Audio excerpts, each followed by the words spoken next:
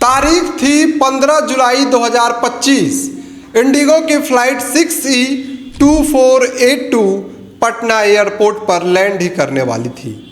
अंदर बैठे 173 यात्रियों को लग रहा था कि उनका सफ़र बस खत्म ही होने वाला है, लेकिन तभी प्लेन रनवे को छूता तो है, लेकिन जहां से उसे रुकना चाहिए था वहां से वो आगे निकल जाता है। पायलट के पसीने छूट जाते हैं। वो अपनी सूझबूझ से प्लेन को वापस हवा में वो खींच लेता है। कुछ चक्कर काटने के बाद प्लेन सुरक्षित उतरता तो है और 173 लोगों की जान बाल बाल बच जाती है। आप सोच रहे होंगे कि ये किसी हॉलीवुड फिल्म का सीन है। नहीं, ये पटना के जयप्रकाश नारायण इंटरनेशनल एयरपोर्ट की कड़वी सच्चाई है और एक कोई इकलौती घटना नहीं है। 9 जुलाई 2025 को एक और फ्लाइट उड़ान भरते ही पक्षी से टकरा जाता है और उसे इमरजेंसी लैंडिंग करनी पड़ी। हाल ही में सरकार ने पटना एयरपोर्ट को चमकाने के लिए 1400 करोड़ रुपए खर्च किए हैं। शानदार बिल्डिंग, नई सुविधाएं, सब कुछ पूरा फर्स्ट क्लास। लेकिन एक कड़वा सच बताऊं, ये 1400 करोड़ का मेकअप किसी काम का नहीं है, क्योंकि जिस चीज पर लोगों की जानें टिकी है, यानी एयरपोर्ट का रनवे, वहीं सेफ नहीं है। आखिर पटना एयरपोर्ट पर विमान उतरना इतना खतरनाक क्यों है? क्यों यहाँ बड़े जहाज नहीं आ सकते और कैसे फाइलों और कमेटियों के जाल में लोगों की जान फंसी हुई है, आज इस वीडियो में जानेंगे। उससे पहले मेरा नाम साहिब गुप्ता है और आप लाइव एक्सपोज देख रहे हैं। पटना एयरपोर्ट की सबसे बड़ी बीमारी को समझने के लिए बस ये सोचिए कि आपके पास एक बहुत बड़ी SUV है, लेकिन आपका गैरेज एक छोटी सी ऑल्टो कार के साइज के बराबर है। आप रोज उसे पार्क करने के लिए पार्किंग करने के लिए आपके पसीने छूटते हैं। पटना एयरपोर्ट के रनवे की कुल लंबाई सिर्फ 2072 मीटर है, जबकि एक्सपर्ट के मुताबिक इसे सुरक्षित बनाने के लिए कम से कम 3657 मीटर होना चाहिए। अब आप कहेंगे कि ठीक है भाई, 2072 मीटर है, उसमें तो प्लेन उतर ही सकता है, दिक्कत क्या है? दिक्कत ये है कि ये जो 2027 मीटर का रनवे है ना, पायलट इसका भी पूरा इस्तेमाल नहीं कर पाते। क्यों? क्योंकि इस रनवे के दोनों तरफ 2 बड़े दुश्मन खड़े हैं। आपको जानकर हैरानी होगी कि रनवे के सिर्फ 1 किलोमीटर दूर पुराने सचिवालय का एक क्लॉक टावर है। उसकी ऊंचाई 49.5 मीटर है। अब नियम ये कहता है कि विमान को आसमान से 2.5 डिग्री के एंगल पर आराम से फिसलते हुए रनवे पर आना चाहिए, लेकिन इस टावर से टकराने के डर से पायलट को 3 डिग्री के तीखे एंगल पर आना पड़ता है। नतीजा, विमान रनवे के शुरुआती पॉइंट पर लैंड ही नहीं कर पाता। उसे मजबूरन 134 मीटर आगे जाकर टच वो डाउन करना पड़ता है, यानी रुकने के लिए जो जगह पहले से कम थी वो 134 मीटर और कम हो गई। अब बचने के लिए पायलट को हार्ड ब्रेक लगाने पड़ते हैं, जिससे यात्रियों को जोर का झटका लगता है।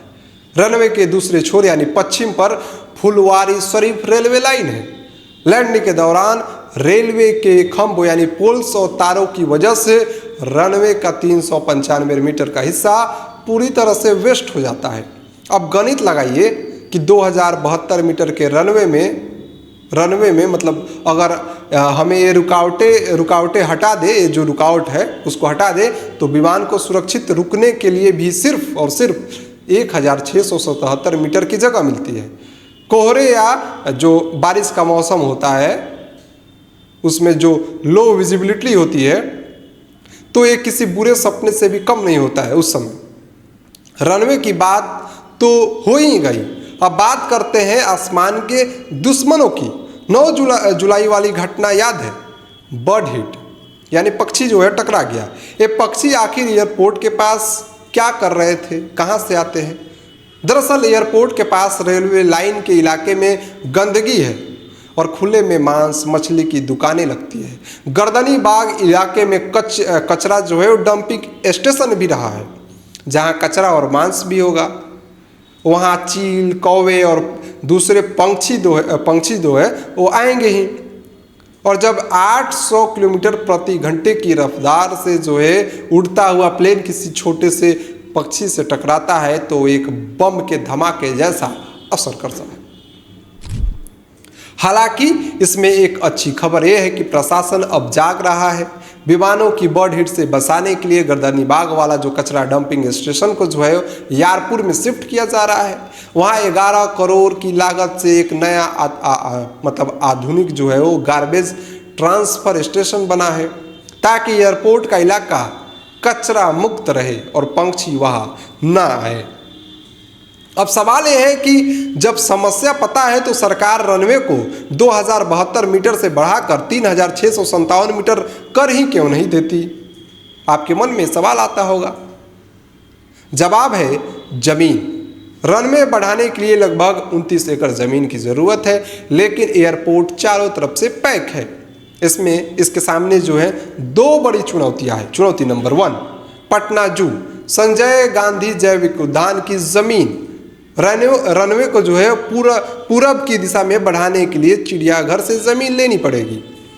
अब पर्यावरणविद और वन विभाग टेंशन में है कि अगर जमीन ले ली तो वहाँ के पेड़ों और जानवरों का क्या होगा। शोर से जानवर जो है पागल हो जाएंगे। चुनौती नंबर 2, एयरपोर्ट वाली सड़क का गायब होना। अगर पटना जू की तरफ रनवे बढ़ा तो जो सड़क आज हमें और आपको एयरपोर्ट तक ले जाती है, जो बेली रोड, राजभवन और शेखपुरा मोड़ से जोड़ती है, उसे एयरपोर्ट के अंदर मिलाना पड़ेगा। मतलब सड़क ही खत्म हो गई। यहाँ तक कि लोजपा रामविलास की ऑफिस भी इसी सड़क के किनारे है। ये सड़क कोई आम सड़क नहीं है। यहाँ कम ऊंचाई वाली खास लाइट्स लगी है ताकि प्लेन को दिक्कत ना हो। अब आते हैं हमारे सिस्टम की सबसे बड़ी खासियत पर, कमेटी का खेल। जब कोई काम नहीं होता तो सरकार क्या करती है? एक कमेटी बना देती है। पटना एयरपोर्ट के रनवे के लिए 1-2 नहीं बल्कि 4 अलग अलग जो है वो कमेटियां बनाई गई है।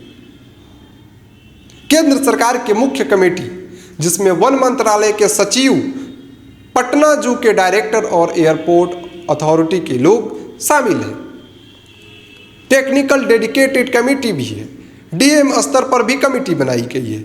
सलाहकार समिति, जिसमें पटना साहिब के सांसद रविशंकर प्रसाद और दीघा के विधायक संजीव चौरसिया जैसे नेता भी शामिल हैं।